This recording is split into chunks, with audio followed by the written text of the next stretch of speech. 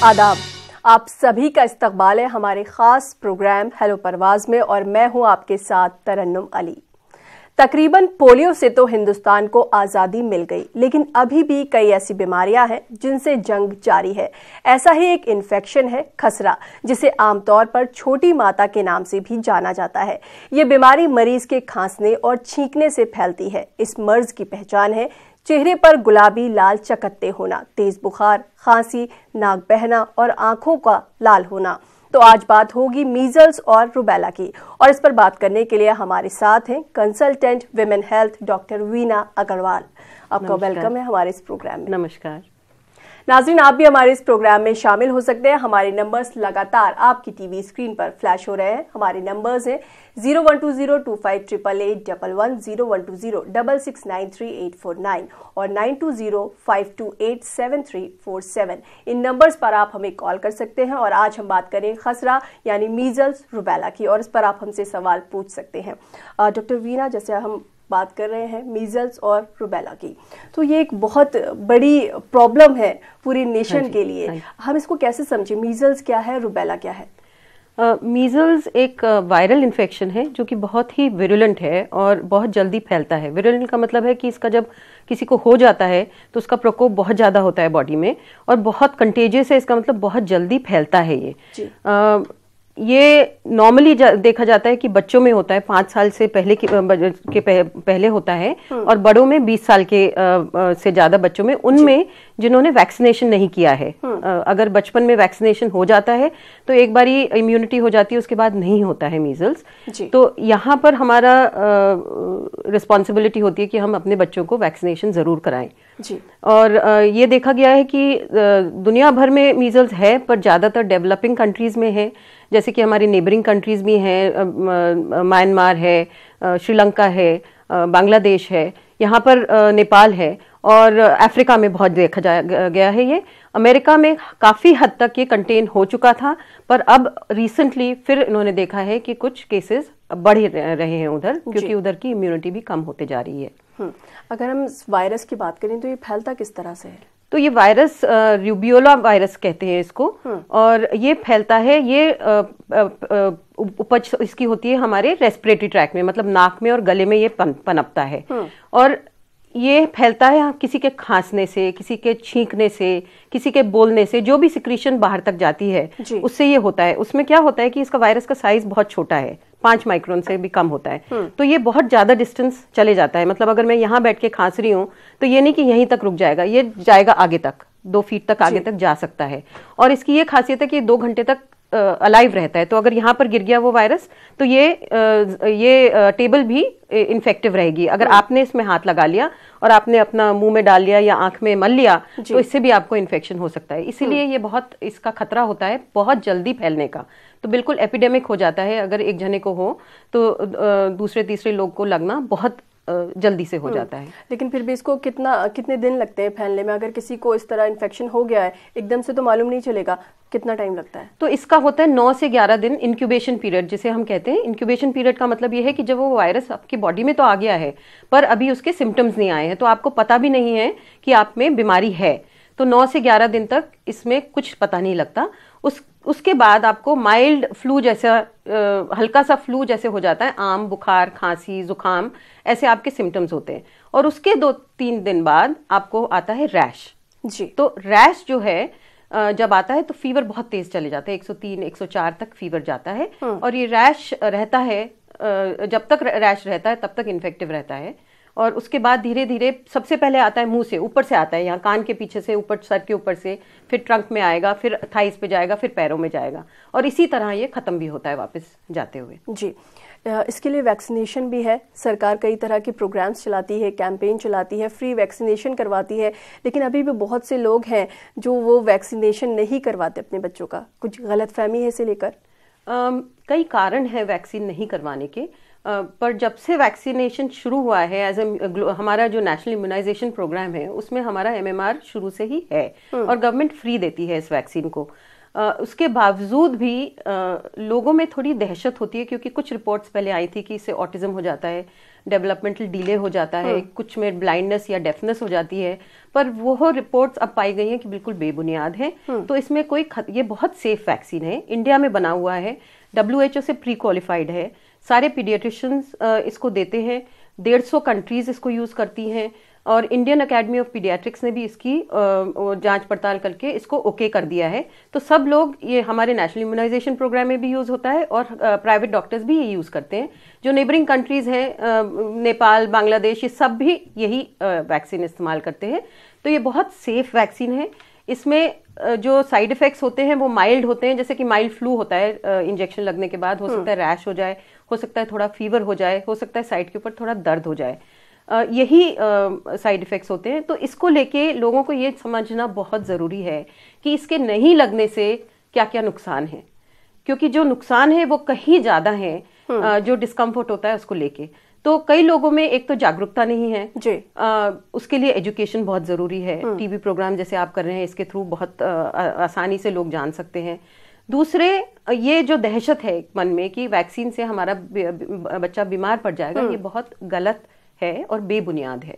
यानी कि जो वैक्सीन है ये पूरी तरह से सेफ है? बिल्कुल सेफ है। वही वैक्सीन मैंने कहा जैसे माइल्ड इफेक्ट्स होते हैं, और वैसे भी ये सुपरविजन में दिया जाता है, जहां पर भी दिया जाता है अंडर अ डॉक्टर सुपरविजन दिया जाता है।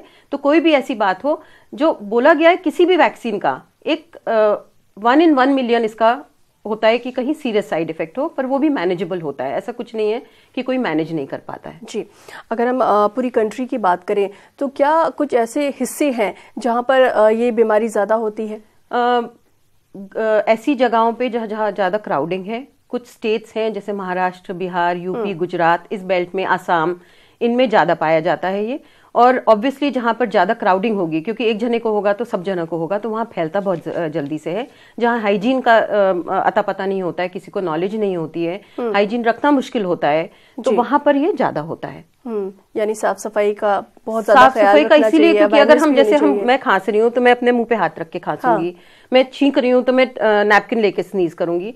आम लोगों को नहीं ये पता होता है, तो इसलिए ये फैलता बहुत जल्दी है जी।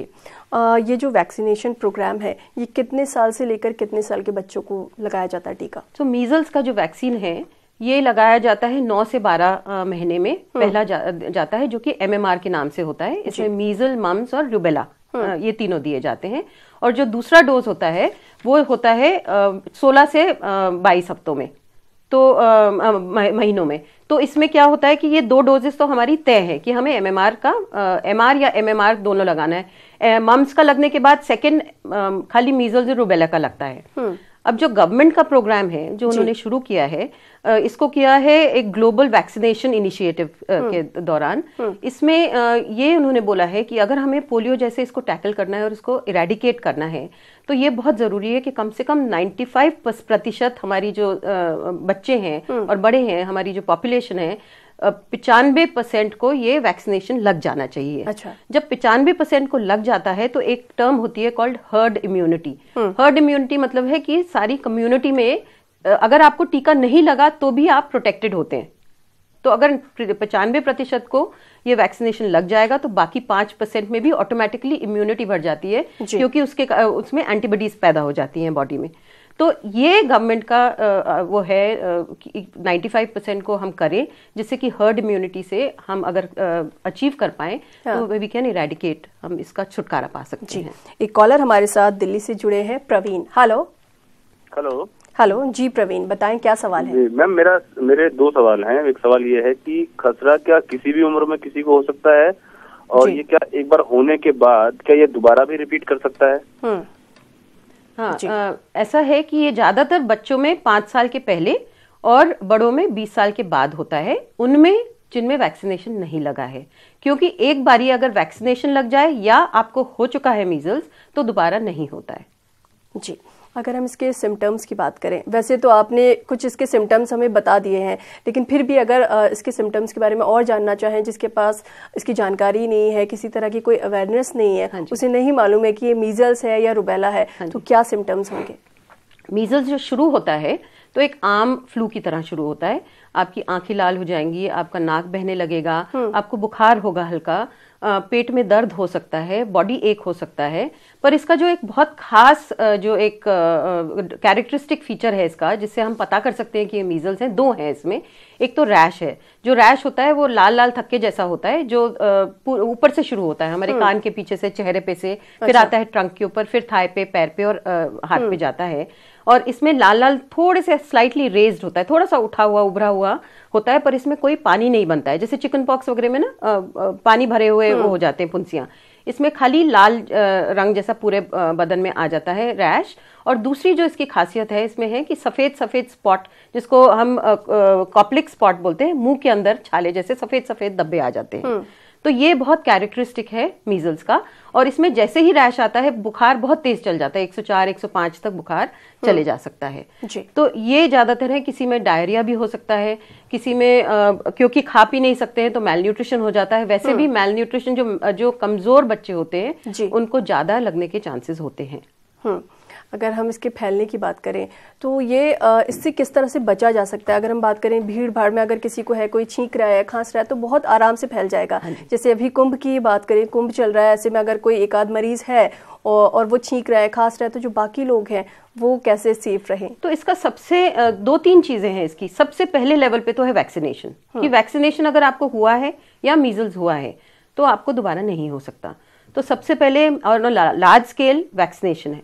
दूसरा है अपने आप में ये ध्यान रखना कि हमको बीमारी कोई भी लग सकती है। अब स्वाइन फ्लू फैला है या इन्फ्लुएंजा है, नॉर्मल फ्लू भी बहुत दुखदायी होता है।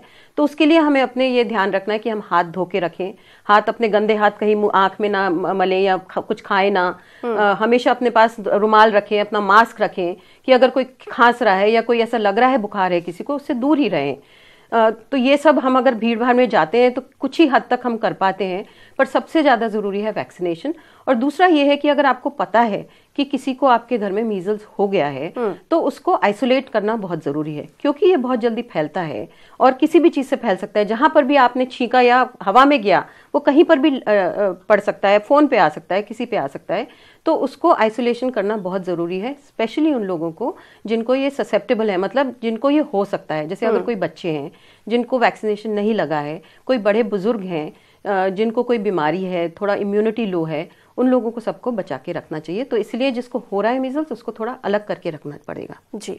जैसे आपने कहा कि इसके लिए वैक्सीनेशन जो है वो कारगर है। हाँ जी। आपने बीच में मास्क का भी जिक्र किया, तो मास्क को लेकर बहुत सारे लोग कंफ्यूज रहते हैं कि कितनी लेयर्ड वाला इस्तेमाल करें और मास्क कैसा हो।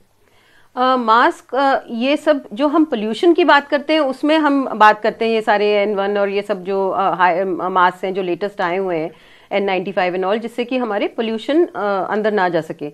बीमारियों के लिए भी आइडियली वो होते हैं, पर नॉर्मली में इतना, एक तो महंगे होते हैं और दूसरे हर कोई नहीं कैरी करता है। तो लोग ज्यादातर क्या करते हैं, मुंह पे रुमाल बांध लेते हैं, वो भी मास्क की तरह ही काम करता है। नहीं तो नॉर्मल मास्क जो बाजार में आते हैं वो भी हम अगर इस्तेमाल करें तो बहुत हद तक हम इससे बचत कर सकते हैं। पर ये याद रखिए, मास्क पहनने से खाली आप अपना इनहेल करना बंद कर रहे हैं, अंदर सांस लेने से रोक रहे हैं, पर हाथ वाथ के थ्रू फिर भी आपको हो सकता है। इसलिए बहुत जरूरी है कि ये अपना ध्यान रखें कि हाथ हमेशा अपना, सैनिटाइजर आजकल मिल गया है उसको रखें, या अपने हाथ धो के रखें, आंख वाँख में ना लगाएं, खाना ना खाएं बिना हाथ धोए। एक कॉलर हमारे साथ जुड़ गए हैं। हेलो हेलो हेलो जी, बताएं क्या सवाल है आपका?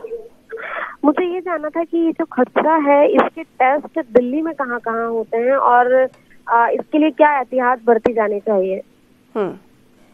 दिल्ली में एपिडेमिक एंडेमिक के फॉर्म में है ये, मतलब रहता है हमेशा। जिसको इम्यूनाइजेशन नहीं हुआ है उसको कभी भी हो सकता है, स्पेशली अगर 5 साल से कम हो या 20 साल की उम्र से ज्यादा हो। उन लोगों में जिसमें इम्यूनिटी कॉम्प्रोमाइज है, जैसे अगर आपको मेल न्यूट्रिशन हो गया, आपका विटामिन ए कम है या इम्यूनिटी कम हो गई है, किसी एड्स की बीमारी होती है कई लोगों में, किसी में ल्यूकीमिया हो गया है, कोई बड़े बुजुर्ग हैं, तो उनमें ज्यादातर होता है। होने को कहीं भी हो सकता है, पर ज्यादातर क्राउडेड जगहों पे इसका अगर एक किसी को होगा तो सबको फैलेगा उस जगह पे। जी, इसके टेस्ट कहाँ कहाँ होते हैं, कैसे करवाए जा सकते हैं? टेस्ट तो नॉर्मल ब्लड टेस्ट है। इसमें इम्यूनिटी डेवलप हुई है कि नहीं ये देखते हैं कि इम्यूनोग्लोबुलिन आया है, एंटीबॉडी आई है, तो उसके हिसाब से ये जांच करा जा सकता है। पर इसमें टेस्ट की उतनी खामियत नहीं है, क्योंकि हमें सिम्टम से ही पता लग जाता है ज्यादातर कि ये मीजल्स है। जी, अगर हम खसरा की बात करें तो ये जानलेवा कब हो जाता है, कौन सी स्टेज पे जाकर? ऐसा कोई स्टेज नहीं होता है जिसमें ये जानलेवा होता है, पर खतरा हमेशा बना रहता है। उन लोगों में, जैसे मैंने बोला कि बुजुर्ग हैं, ज्यादा 20 साल की उम्र के बाद जो अडल्ट्स को होता है तो उसमें ज्यादा खतरा होता है। बच्चों में 5 साल से कम के बच्चों में ज्यादा होता है, और विटामिन ए डेफिशिएंसी है तो उसमें ज्यादा खतरा होता है। तो ऐसा कोई वो नहीं है कि किस टाइम पे जानलेवा हो सकता है, कोई भी केस किसी भी टाइम पे कॉम्प्लिकेशंस हो सकती हैं इसमें।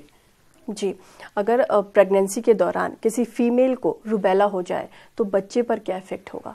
रूबेला मैं पहले बताना चाहूंगी, रूबेला क्या है। रूबेला है जर्मन मीजल्स।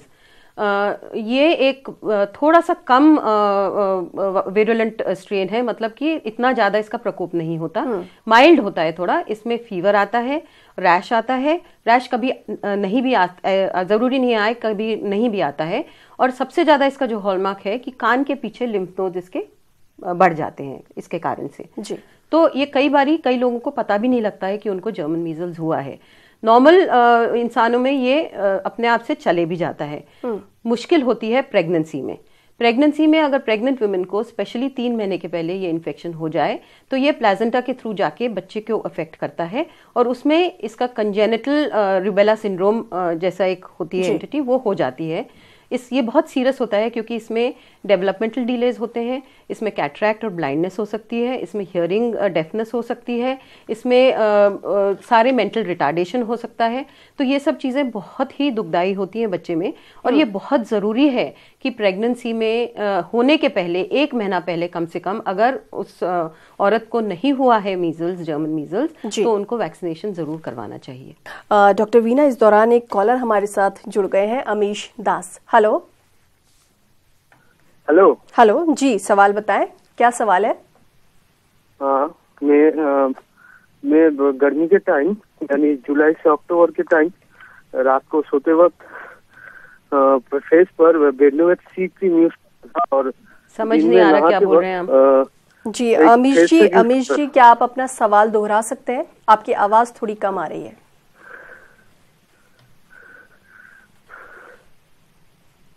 हेलो हेलो जी, सवाल दोहरा सकते हैं? हाँ, मैं गर्मी के टाइम यानी जुलाई से अक्टूबर के टाइम रात को सोते वक्त बेडनोवेट सी क्रीम और दिन में नहाते वक्त एक फेस पैक यूज करता था, जो जिसमें ब्रेड, मिल्क, हनी एंड दही देता था। तो वो मैं कंटिन्यू कर रहा था, और उससे मेरे स्किन का ग्लोइंग आ गया था। तो फिर धीरे धीरे क्या हुआ पता नहीं, दिसंबर से मेरा स्किन पहले की तरह होता गया, मतलब ब्लैकनेस आता गया, और धीरे धीरे ब्लैकनेस बढ़ता गया। तो ये कम करने के लिए कोई सॉल्यूशन बताइए मैडम। जी अमीश जी, आज हम बात कर रहे हैं मीजल्स और रूबेला की, तो अगर इससे जुड़ा आपका कोई सवाल है तो आप पूछ सकते हैं। जी, फिर भी ये क्या इनके लिए आपका सजेशन हो मैं सकता समझी है? नहीं, कालापन बोल रहे हैं कि ब्लीडिंग बोल रहे हैं? ये कुछ कह रहे हैं कालापन हो गया था। ये पिगमेंटेशन होता है स्किन का, जो कि अक्सर स्पेशली उम्र बढ़ने के साथ हो जाता है, सन के कारण भी हो जाता है, तो पोल्यूशन के कारण भी हो सकता है। तो जो आप पैक लगा रहे थे, अगर आपको सूट कर रहा था तो लगाते रहिए, पर सर्दियों में थोड़ा सा खुश्की ज़्यादा बढ़ जाती है, तो हो सकता है उसके कारण नहीं आपको हो सका। पर मैं आपको सजेस्ट करूंगी कि आप एक स्किन स्पेशलिस्ट को दिखा के और सलाह कर लें। कई बार अक्सर लोग इस तरह के घरेलू नुस्खे आजमा लेते हैं और बाद में उसका जो साइड इफेक्ट होता है फिर परेशान हो जाते हैं। अच्छा, हम बात कर रहे थे मीजल्स और रूबेला की। हम अक्सर सुनते हैं MR और MMR कैंपेन के बारे में, तो ये किस तरह की कैंपेन है? मैंने जैसे बोला था, एक ग्लोबल वैक्सीन इनिशिएटिव है प्रोग्राम के तहत। कंट्रीज जहां पर ये फैला होता है वो साथ में एक बैठ के और डिसाइड करते हैं कि क्या इसको कंटेन करने के लिए, इरेडिकेट करने के लिए हमें क्या करना चाहिए। तो ये डिसाइड हुआ कि हमारे जैसे हमारी कंट्री है, नेबरिंग कंट्रीज हैं, ये डिसाइड हुआ कि हम एक कैंपेन करेंगे, MR कैंपेन, जिसमें हम मीजल्स और रूबेला का एक बूस्टर डोज देंगे। तो जो आपका नॉर्मल इम्यूनाइजेशन प्रोग्राम में है 2 डोजेज हैं, एक आपने लगा लिया 9 से 12 महीने में और एक 16 से 22 महीने में, तो ये आपने लगाना है, ये तो आपका चलेगा। इसके अलावा जितने भी बच्चे 15 साल से छोटे हैं उनको एक बूस्टर डोज दी जाएगी किसी भी टाइम, एक बारी। तो उससे क्या होगा, ये जो मैंने कह रही थी 95-95% हमको इम्यूनाइजेशन चाहिए सारी पॉपुलेशन में, तो उसके से हमारी हर्ड इम्यूनिटी इतनी बढ़ जाएगी कि फिर ये हम इरेडिकेट कर सकते हैं जी। तो ये है MR कैंपेन। तो इसमें ये मतलब नहीं है कि हम बाकी जो है अपने उसको रिप्लेस करेंगे। क्या हुआ जी, अच्छा, जिस तरह ये MR कैंपेन है, हाँ जी, और MMR कैंपेन, इसको किस तरह से समझे हम? MMR जो है वो है मीजल्स, मम्स और रूबेला। तो इसमें मीजल्स और रूबेला के अलावा मम्स का भी एक टीका लगता है बचपन में। जो MR कैंपेन है ये खाली मम्स, मीजल्स और रूबेला के लिए है। जी, अच्छा, ये कई बारी कमज़ोर बच्चों को भी लगाए जाते हैं, तो ये लगाना कितना सही है, लगाए जा सकते हैं? कमज़ोर बच्चों में ज़्यादा ज़रूरी है, क्योंकि कमज़ोर बच्चों में जो मेलनरिश्ड होते हैं, जिनका वज़न कम होता है, जिनको बीमारियां वैसे भी होती हैं, उनमें ज़्यादा इंसिडेंस होता है मीजल्स का, तो इसीलिए उनमें ज़्यादा ज़रूरी है लगाना। जी, हाँ। अक्सर जैसे हम बीच में बात कर रहे थे कि बहुत से लोग ये टीका लगवाने से बचते हैं क्योंकि उनमें इतनी अवेयरनेस नहीं है इसे लेकर, तो अगर टीका ना लगवाएं तो इसके नुकसान क्या हो सकते हैं? ये देखा गया है आज की डेट में इंडिया में 2.7 मिलियन केसेस होते हैं मीजल्स के, और इसमें से जो डेथ रेट है, जितनी भी सारी मौतें होती हैं इसके कारण 1/3 उसमें से इंडिया में होती हैं। तो आप सोचिए ज़रा कि इसमें से इसका कितना प्रकोप हो सकता है। ये बहुत डेंजरस हो सकता है, इसके कॉम्प्लिकेशंस होते हैं बहुत ज़्यादा। 5% लोगों में निमोनिया हो जाता है, और 1000 में से एक बच्चे को या बड़े को एन्सेफलाइटिस हो सकता है, जिसका मतलब है कि ब्रेन का इन्फेक्शन हो जाता है। तो और इसके और भी कॉम्प्लिकेशंस बहुत हैं, जैसे कि आपकी लंग में निमोनिया हो गया, ब्रोंकाइटिस हो गया, आपकी आंख में कंजंक्टिवाइटिस हो सकता है, ब्लाइंडनेस हो सकती है, हियरिंग लॉस हो सकता है, स्टमक एक के कारण डायरिया हो सकता है, उसके कारण फर्दर मेल न्यूट्रिशन हो सकता है। कई और रेयर केसेस में अगर हम जाएं तो मिर्गी के दौरे भी पड़ सकते हैं। तो इससे इंजेक्शन से अगर बचा जा सकता है तो अपने आप को इस चीज़ के उसमें क्यों डालेंगे आपको इतने कॉम्प्लिकेशंस हो, क्योंकि ये बहुत इन्फेक्शियस है, बहुत जल्दी फैलता है एक से दूसरे को, और बहुत इसका कॉम्प्लिकेशंस हो सकते हैं। इसीलिए इसका वैक्सीनेशन करना बहुत बहुत ज़रूरी है। जी, क्या रूबेला के भी यही सिम्टम्स हैं? रूबेला के भी यही सिम्टम्स होते हैं, पर उसमें माइल्डर होते हैं। फीवर कम होता है, यूजुअली 3 दिन में ये खत्म हो जाता है, इसको कई बार पता भी नहीं लगता है। जो इसकी मेन हॉलमार्क है, जैसे मैंने बोला था कि कान के पीछे इसके लिम्फ नोड्स बड़े होते हैं, सबसे ज़्यादा इसमें इसीलिए ज़रूरी है मीजल्स रूबेला का, क्योंकि प्रेगनेंसी में जो ये करता है कंजेनिटल रूबेला सिंड्रोम, उसके कारण बच्चे जो हैं 40,000 बच्चे इस सिंड्रोम से हमारे यहाँ पैदा होते हैं। 40,000। अच्छा, तो इसलिए अगर इससे बचना है हमें, तो हमें रूबेला को भी इरेडिकेट करना पड़ेगा। जी, जैसे आपने एक बताया कि 9 महीने से लेकर 15 साल के बच्चों को ये टीका लगवाया जा सकता है, लेकिन इससे बड़ी उम्र के लोगों में अगर इस तरह के सिम्टम्स हैं तो क्या उन्हें भी टीका लगाया जा सकता है? टीका अगर एक बार ही सिम्टम्स हो गए तो उस टाइम पे नहीं लगाना, अगर हो गया उनको तो वैसे भी इम्यूनिटी हो जाएगी। पर एक पोस्ट एक्सपोजर प्रोफाइलैक्सिस होता है कि अगर घर में आपको जैसे पता लग गया कि आपके घर में किसी को हुआ है और आप उससे एक्सपोज हो गए, तो 72 घंटे के अंदर आप इसको दे सकते हैं। तो उसमें क्या होगा, या तो इन्फेक्शन होगा नहीं, अगर होगा भी तो बड़ा कम उसका प्रकोप रहेगा। दूसरा है, अगर प्रेगनेंसी में अगर आपने देखा कि 6 दिन के अंदर अंदर आपको पता लग गया कि आपका एक्सपोजर हुआ है, तो फिर आप ये वैक्सीनेशन लेंगे तो आप कम चांसेस हैं आपके बच्चे तक जाए। और इसका एक और कारण होता है कि प्रीटर्म लेबर भी हो सकता है, बच्चे को जो सिंड्रोम्स हैं वो तो होते ही हैं। तो ये सब चीज़ें से बचने के लिए प्रेगनेंसी में भी ये 6 दिन तक के अंदर अंदर दिया जा सकता है। अच्छा, अगर हम कैंपेन्स की बात करें तो सरकार इतनी तरह की कैंपेन चला रही है, जगह जगह चला रही है, बहुत सारे लोग इससे जुड़े हुए हैं, अवेयरनेस के प्रोग्राम्स चलते हैं, फिर भी हम उस हद तक कामयाब क्यों नहीं हो पा रहे? टाइम लगता है इन सब चीज़ों में, क्योंकि हमारी पॉपुलेशन बहुत ज़्यादा है, अवेयरनेस पहुंचने में टाइम लगता है, थोड़े मिथ्स होते हैं लोगों के मन में, विश्वास आने में उन लोगों को टाइम लगता है। फिर भी पहले से बहुत बेहतर है, हमारा इंसिडेंस जो है बहुत कम हो गया है पहले से। 75 ऑलमोस्ट 70-75% पहले से हमारा कम हुआ है मीजल्स का। जी, तो अगर हम विलेजेस की बात करें और सिटीज़ की बात करें, तो अगर हम कंपेयर करें तो कहाँ पर ज़्यादा देखने के लिए मिलता है?